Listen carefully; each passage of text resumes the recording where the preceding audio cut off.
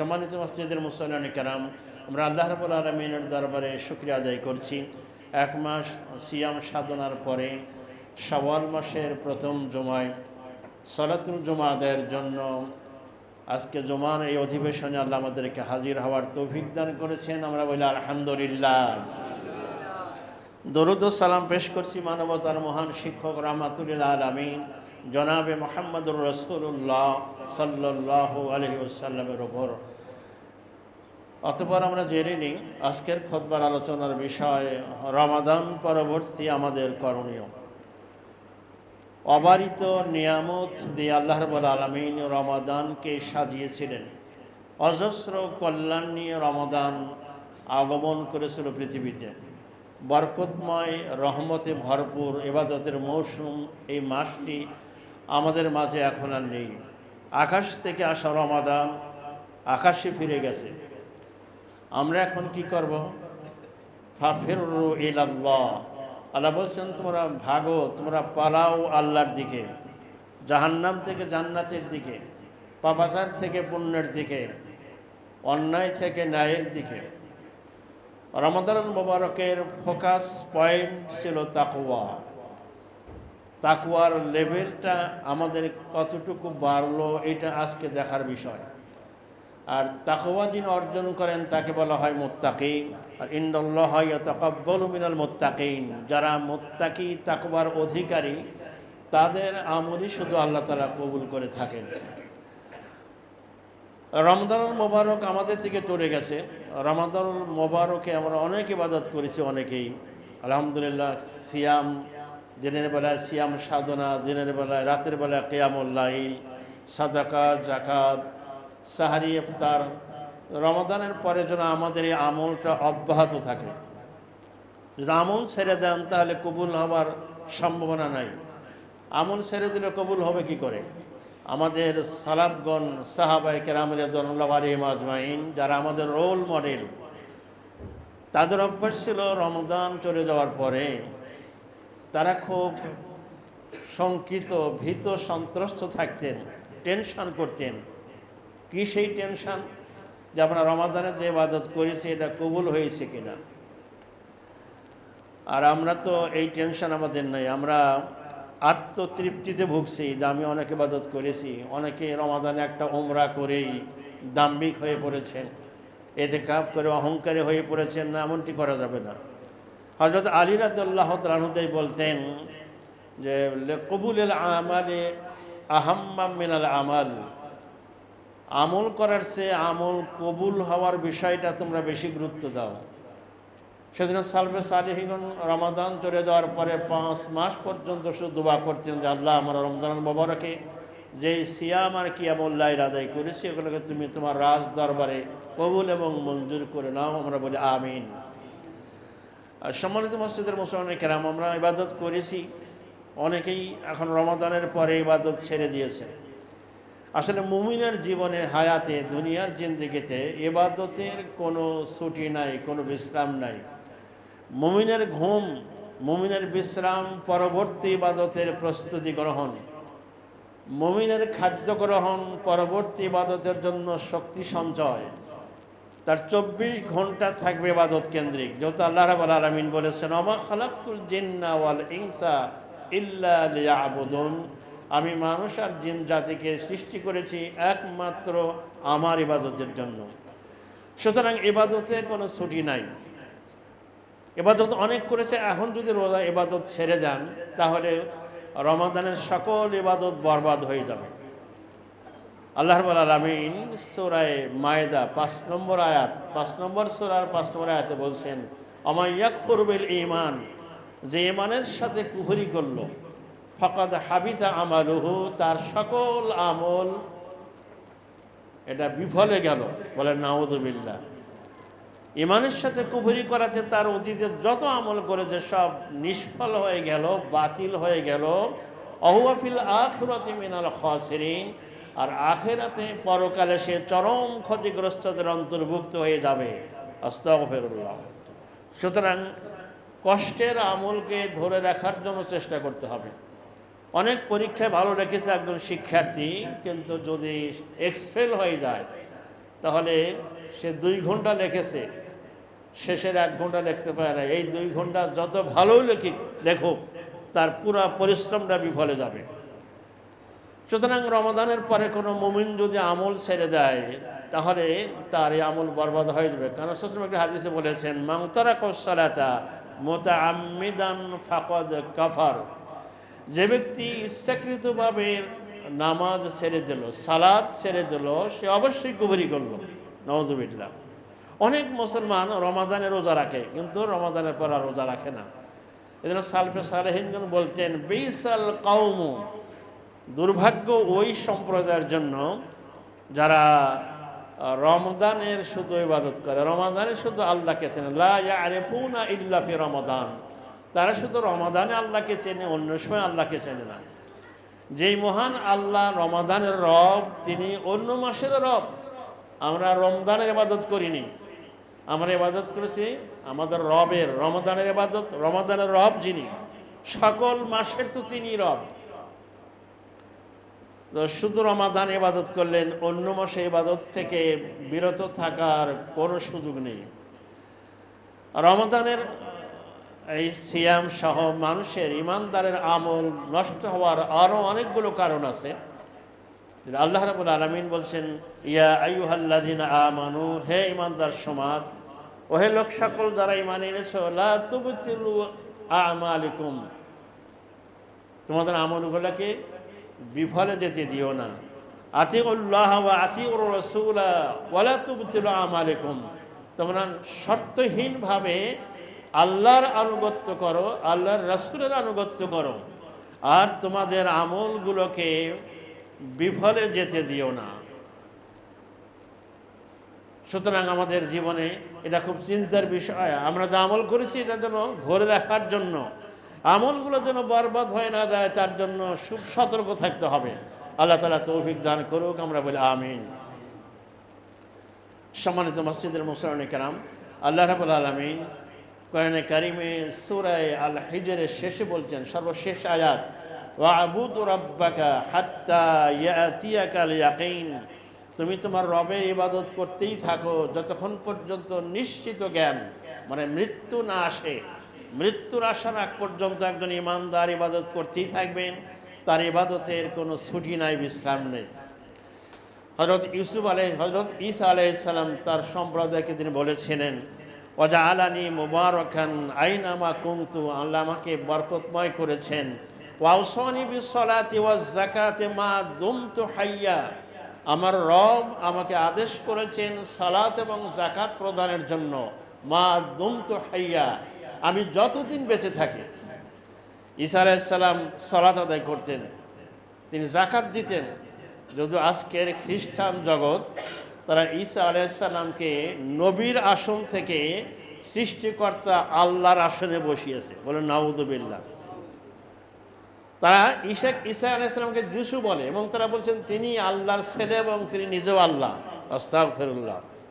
ওয়াকালাতিল ইয়াহুদু নাহনু আবনাউল্লাহ ওয়াকালাতিন নাসারা নাহনু আবনাউল্লাহ, এরা বলতো আমরা আল্লাহর ছেলে। ওয়াকালাতিল মাসীহু ইবনুম ওয়াকালাতিন নাসারা আল মাসীহু ইবনু আল মাসীহু ইবনুল্লাহ। খ্রিস্টান সম্প্রদায় তারা বলে, দাবি করে যে ঈসা আলাইহিস সালাম হচ্ছে আল্লাহর বেটা। আস্তাগফিরুল্লাহ। এবং সেজন্য তারা পোপ পাদ্রির কাছে গিয়ে কিছু ডলার দিয়ে বলে যে আমি তো অনেক পাপ করেছি, এই যে দিলাম, আপনি একটু আমার পাপগুলা মাফ করার ব্যবস্থা করেন। তো পোপ পাদ্রি যারা বলে, ঠিক আছে আমি ব্যবস্থা করব, বলেন নাউযুবিল্লাহি মিন যালিক। সম্মানিত মসজিদের মুসল্লিন কিরাম, সেজন্য ইবাদত করতে হবে মৃত্যুর আগ পর্যন্ত, ইবাদতের কোনো বিশ্রাম নেই। এই ইবাদত আমরা যা করেছি, যদি আমরা আত্মতৃপ্তিতে ভুগি যে অনেক ইবাদত করেছি, কিন্তু এমন কিছু পাপ আছে যা করলে আপনার অতীতের সকল ইবাদত, এমনকি আপনার ঈমান পর্যন্ত একেবারে বিফলে যেতে পারে। হযরতে আব্দুল্লাহ ইবনে মাসউদ রাদিয়াল্লাহু তাআলা আনহুমা থেকে বর্ণিত একটা হাদিস, সহিহ বুখারীর বর্ণনা। তিনি বলছেন, সাআলতু রাসূলুল্লাহ সাল্লাল্লাহু আলাইহি ওয়াসাল্লাম, আমি আল্লাহ রসুলকে একদিন জিজ্ঞেস করলাম। 2 রকমের বর্ণনা আছে, অথবা সুয়েলা রাসূলুল্লাহ সাল্লাল্লাহু আলাইহি ওয়াসাল্লাম, আল্লাহ রাসূল সাল্লাল্লাহু আলাইহি ওয়াসাল্লামকে প্রশ্ন করা হলো একদিন, আইয়ুয যামবি ইনদাল্লাহি আকবার, আল্লাহর কাছে সবচেয়ে বড় পাপ কোনটি? সবচেয়ে বড় অপরাধ কোনটি? ক্বালা রাসূলুল্লাহ সাল্লাল্লাহু আলাইহি ওয়াসাল্লাম, আল্লাহ রাসূল সাল্লাল্লাহু আলাইহি ওয়াসাল্লাম জবাবে বলছেন, আন তাজআলা লাহু নিদ্দাও ওয়া হুয়া খালাকাকা, তুমি আল্লাহর সাথে যদি কোনো বস্তুকে শরীক সাব্যস্ত করো অথচ আল্লাহ তোমাকে সৃষ্টি করেছেন, এই শিরিক করা হচ্ছে সবচেয়ে বড় অপরাধ। বলেন নাউযুবিল্লাহ। তাহলে শিরিক করাটাই শুধু শিরক নয়, শিরিকের কোনো চেতনা, কোনো দর্শন, কোনো দৃষ্টিভঙ্গি যদি কোনো মুমিন তার হৃদয়ের ভিতরে অন্তরে লালন করে, এটাও শিরকের অন্তর্ভুক্ত। যেমন লেনিন, কার্ল মার্কস, মাও সেতুং, ডারউইন, এদের দর্শন, এদের থিওরি পুরাটাই শিরক এবং কুফরের উপর দাঁড়িয়ে আছে। মুসলিম নামাজ পড়ে, রোজা রাখে, হজ করে, কিন্তু কার্ল মার্কসের দর্শনে বিশ্বাসী। ডারউইনের মতবাদকে সে বিশ্বাস করে আবার প্রচার করে। লেনিনকে সে তার জীবনের রোল মডেল মনে করে। তাহলে এটা শিরক। সে যত আমলই করুক, এই আমলগুলো অটোমেটিক্যালি বরবাদ হয়ে যাবে। নাউযুবিল্লাহি মিন যালিক। সম্মানিত মসজিদের মুসল্লিন কিরাম, সেজন্য এই রমাদানের পর আমাদের শাওয়াল মাসে খুব খেয়াল করতে হবে যে আমাদের আমলের ভিতরে আমরা যেন কখনো এমন কোনো কাজ না করি যে আমার কষ্টের আমলগুলো শেষ হয়ে যায়। অনেক মুসলমান সুদের সাথে সম্পর্ক রমজানে রাখে না, রমজানের পরে সুদের সাথে সম্পর্ক জুড়ে দেয়। বলে এই যুগ কি সুদ ছাড়া চলে নাকি? সারা পৃথিবীর অর্থনীতি সুদের উপর দাঁড়িয়ে আছে। সুদকে আল্লাহ তাআলা হারাম করেছেন, এটা বৈধ করার কোনো সুযোগ নাই। এদেশের ইসলামী স্কলারগণ বাংলাদেশের মুসলমান সহ সারা দুনিয়ার মুসলিম উম্মাকে সুদ থেকে বাঁচাবার জন্য ইসলামী ব্যাংকিং সিস্টেম তারা চালু করেছিলেন। আলহামদুলিল্লাহ। যদি অনেক চক্রান্ত করে ইসলামী ব্যাংকে এর কাঠামোকে অনেক পরিবর্তন করার চেষ্টা করা হয়েছে। তার মানে আল্লাহ সুদকে হারাম করেছেন, সুদের সাথে সম্পর্ক রাখা যাবে না। ঘুষকে হারাম করেছেন, ঘুষের সাথে সম্পর্ক রাখা যাবে না। হারাম খেয়ে আপনি আল্লাহর কাছে তওবা করবেন, দোয়া করবেন, আল্লাহ কবুল করবেন না। ইন্নাল্লাহ, আল্লাহ তাআলা কোনো হারাম বস্তু যারা খায় এদের দোয়া, এদের আবেদন কবুল করেন না। সুতরাং হারাম থেকে সাবধান। অনুরূপভাবে যদি কোনো মুসলিম মনে করে যে বর্তমান পৃথিবী একবিংশ শতাব্দীর এই চরম আধুনিক বিশ্বে 1450 বছর আগের ইসলাম, 1450 বছর আগের কোরআনে কারিম, এটা কি চলতে পারে? এটা অচল। বলেন নাউযুবিল্লাহ। অনেক মুসলমান বলে, এটা কি অবলীলাক্রমে বলতে থাকে যে এটা কি এই যুগে চলে না, এটা আধুনিক বিশ্ব। আমেরিকান একজন দার্শনিক বা রাষ্ট্রবিজ্ঞানী তিনি ইসলাম গ্রহণ করেছেন। বলেন আলহামদুলিল্লাহ। তিনি কোরআন পড়ে বলছেন যে বর্তমান পৃথিবীতে, এই আধুনিক বিশ্বে, সমস্যা জর্জরিত অশান্ত এই পৃথিবীতে পৃথিবীর সকল সমস্যার সমাধান হয়ে যাবে। এই অশান্ত পৃথিবীতে নিরাপত্তা বিরাজ করবে যদি পৃথিবীর মানুষ এই কোরআনকে মেনে নেয়। আলহামদুলিল্লাহ। এই কোরআনে কারিম মহাবিশ্বের মহাবিশ্বয়। সুতরাং কোরআনে কারিম শাশ্বত কালজয়ী আদর্শ। এরা শুধু ওই রাসূলুল্লাহ সাল্লাল্লাহু আলাইহি ওয়াসাল্লামের যুগে আসে না, কিয়ামত পর্যন্ত কোরআন গোটা মানব জাতির জন্য হিদায়াতনামা, হুদাল লিন্নাসি ওয়া বায়্যিনাতিম মিনাল হুদা ওয়াল ফুরকান। সুতরাং এইরকম দৃষ্টিভঙ্গি কোনো মুমিন যদি লালন করে তাহলে তার ঈমান নস্যাৎ হয়ে যাবে, তার ঈমান বিফলে যাবে, ঈমান বাতিল হয়ে যাবে, আমল বাতিল হয়ে যাবে।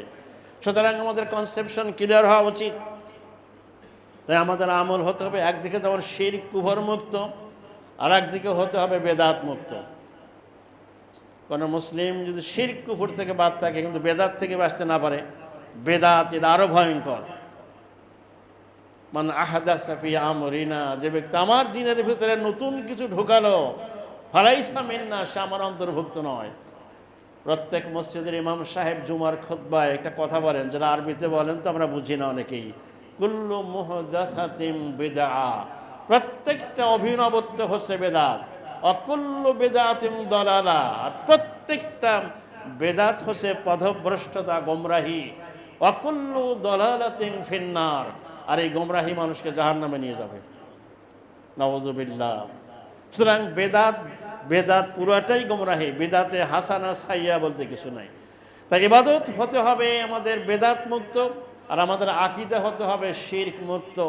পাশাপাশি রমাদান আমাদের শিক্ষা দিয়েছেন সকল মানুষকে ভালোবাসতে শিখুন, সকল মুসলিমকে, সকল আল্লাহর সৃষ্টি জীবকে ভালোবাসেন। ইরহামু মান ফিল আরদি ইয়ারহামুকুম মান ফিস সামা। এই পৃথিবীতে যা কিছু আছে মানুষ সহ সকল প্রাণীর প্রতি আপনি দয়া করুন। আসমানে যিনি আছেন, আরশের উপরে যিনি আছেন, তিনি আমাদের উপর দয়া করবেন। আলহামদুলিল্লাহ। সম্মানিত মসজিদের মুসলিম কেরাম, শাওয়াল মাসের আরও কিছু আমল আছে। রাসূল সাল্লাল্লাহু আলাইহি ওয়াসাল্লাম বলেছেন, সহিহ মুসলিমের হাদিস, মান সামা রমাদান, যে ব্যক্তি রমাদানের সিয়াম পালন করলো, সুম্মা আতবাহু সিত্তাম মিন শাওয়াল, তারপরে শাওয়াল মাসের 6টা রোজা রাখলো, কানা কাসিয়ামিদ দাহার, তাহলে তার সারা বছর রোজা রাখার মতো হবে। আলহামদুলিল্লাহ। তাই শাওয়াল মাসের রোজা রাখবেন 6টা, আপনারা রাখবেন, বাসায় মা বোনদের রাখতে বলবেন। একসাথে 6টাও রাখা যায়, ভেঙে ভেঙেও রাখা যায়। ঈদের দিন রোজা রাখা হারাম। ঈদের পর থেকে নিয়ে শাওয়াল মাসের 29 তারিখ পর্যন্ত বা 30 তারিখ যে কয়েকদিনই মাস হয়, এই 6টা রোজা রাখা উচিত। মানে আমরা রমাদানকে বিদায় জানিয়েছি, কিন্তু রমাদান থেকে আমাদের জীবন থেকে সিয়ামকে আমরা বিদায় জানি। সিয়াম থাকবে, সিয়াম থাকলে সাহারি থাকবে, ইফতার থাকবে, ইফতারের আনন্দও থাকবে। অনুরূপভাবে কিয়ামুল লাইল, রমাদানে আমরা শেষ রাতে তাহাজ্জুদ পড়েছি, আমরা তারাবি পড়েছি। এই রমাদানের পরে যেন এটাকে একদম ছেড়ে না দিই। আম্মাজান আয়েশা রাদিয়াল্লাহু তাআলা আনহা বলতেন, যে লোকদের কি হলো যে তারা কিয়ামুল লাইল ছেড়ে দিল। ফাইন্নাহু দাবুস সালিহিনা মিন ক্বাবলিকুম, অথচ এই কিয়ামুল লাইল, রাতের নামাজ ছিল অতীতের সকল পুণ্যবানদের অভ্যাস। মুসলিম উম্মার রাতের সংস্কৃতি ছিল, রাতের কালচার ছিল তাহাজ্জুদের সালাত। আসুন আমরা এই কিয়ামুল লাইলকে এরা যেন বাদ না দেই। সিয়াম, কিয়াম এবং তাকওয়াকে আমরা অনুসরণ করি। আল্লাহ রাব্বুল আলামিন আমাদেরকে রমাদান মুবারকের শিক্ষা কাজে লাগিয়ে বাকি জীবন এর উপরে আমল করার তৌফিক দান করুক, আমরা বলি আমিন। বলছিলাম রমজান হচ্ছে একটা প্রশিক্ষণ কোর্স। তা আমাদের তাকওয়ার লেভেলটা যে পর্যায়ে ছিল, রমজানের 1 মাস সিয়াম সাধনার পরে এই তাকওয়ার লেভেল যদি আমাদের বৃদ্ধি না পায়, তাহলে তো এটা দুর্ভাগ্যের ব্যাপার। মানে একটা শ্রেণী কক্ষে যদি 50 জন শিক্ষার্থী থাকে, প্রত্যেকের আলাদা আলাদা লেভেল থাকতে পারে। দ্য মিনিমাম লেভেল হচ্ছে কমপক্ষে পাস করার মতো যোগ্যতা থাকা। এখন একজন ইমানদার, তার তাকওয়ার মিনিমাম লেভেল হচ্ছে তিনি যেন একবারে তাকওয়াকে হারিয়ে না ফেলে। কারণ আমাদের জীবনে তাকওয়া খুবই গুরুত্বপূর্ণ। আল্লাহ রাব্বুল আলামিন তাকওয়া অনুসরণ করার তৌফিক দান করুক, আমিন। বারাকাল্লাহু লানা ওয়া লাকুম ফিল কুরআনিল আযীম ওয়া নাফা'নি ওয়া ইয়্যাকুম বিমা ফীহি মিনাল আয়াতি ওয়ায যিকরিল হাকীম। আকুলু কওলি হাযা আস্তাগফিরুল্লাহ লি ওয়া লাকুম ওয়া লিসাইরিল মুসলিমিনা মিন কুল্লি যামব ফাস্তাগফিরুহু ওয়া তুবু ইলাইহি ইন্নাহু হুয়াল